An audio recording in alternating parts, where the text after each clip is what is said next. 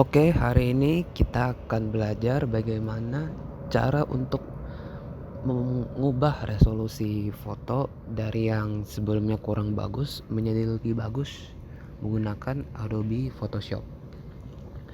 Sebelum kita masuk ke dalam pembelajarannya, silakan memencet tombol like, komen, dan subscribe jika kalian merasa video ini berguna dan membantu untuk Anda. Oke, tanpa berlama-lama lagi, kita langsung masuk ke dalam Adobe Photoshop-nya. Nah, di sini kalian lihat kalau saya zoom ini kelihatannya resolusinya pecah-pecah gitu. Kayak bulunya itu terlihat ngeblur dan kurang jelas lah intinya detailnya. Nah, jadi yang pertama itu caranya simple, kita pencet edit, lalu kita ke bagian preference. Setelah itu kita ke general. Nah, di sini kalian harus mengaktifkan pilihan yang ada di bagian teknologi preview paling bawah.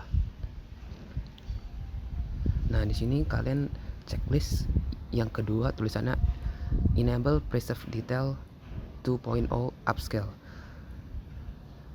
Nah, setelah itu kalian pencet OK.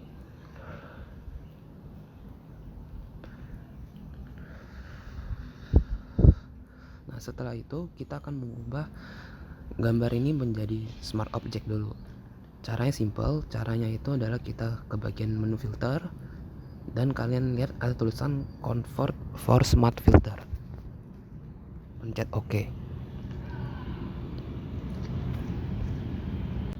Oke, setelah kita sudah mengubah gambar ini menjadi smart object, selanjutnya kita ke bagian menu image, lalu ke image size.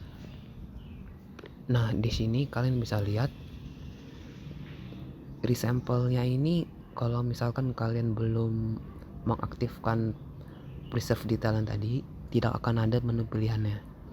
Nah, jadi setelah kita mengaktifkan, kita bisa lihat di bagian resample ini ada opsi preserve detail 2.0. Nah, di sini kalian lihat ya, resolusinya ini sebenarnya bisa dibilang cukup rendah karena hanya 72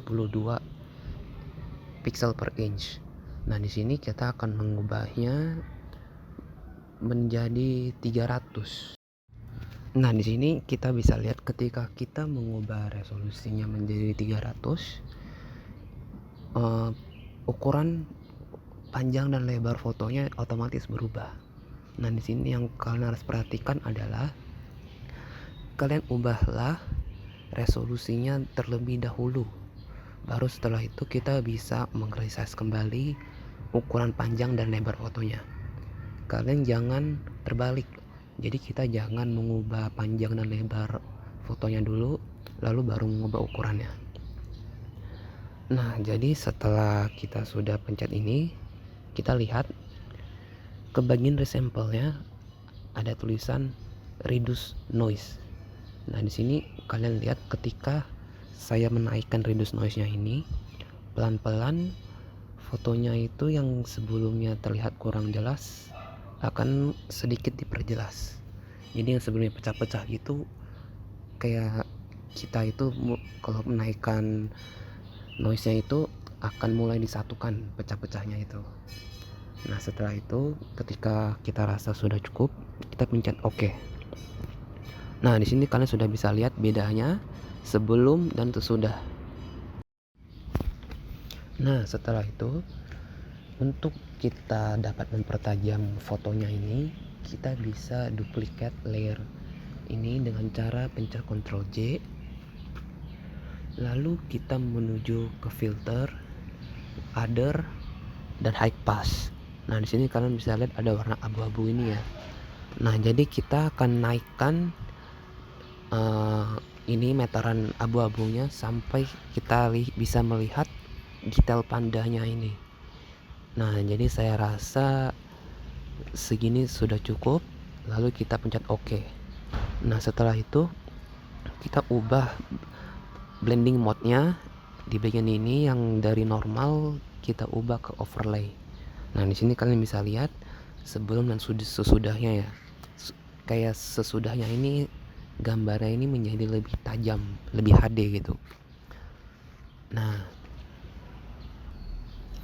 setelah itu kita bisa pencet tombol Ctrl Alt Shift dan E di keyboard kita.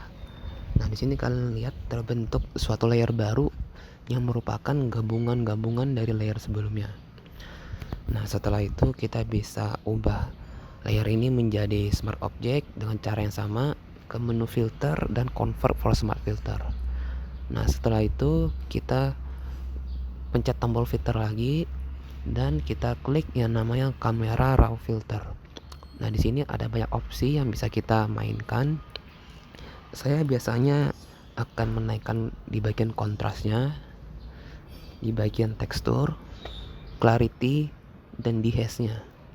Nah, di sini kalian sebenarnya ya tergantung kalian sendiri saja ya. Kalian lihat yang mana yang rasanya sudah cukup. Nah, setelah itu kalian bisa klik OK dan selesai.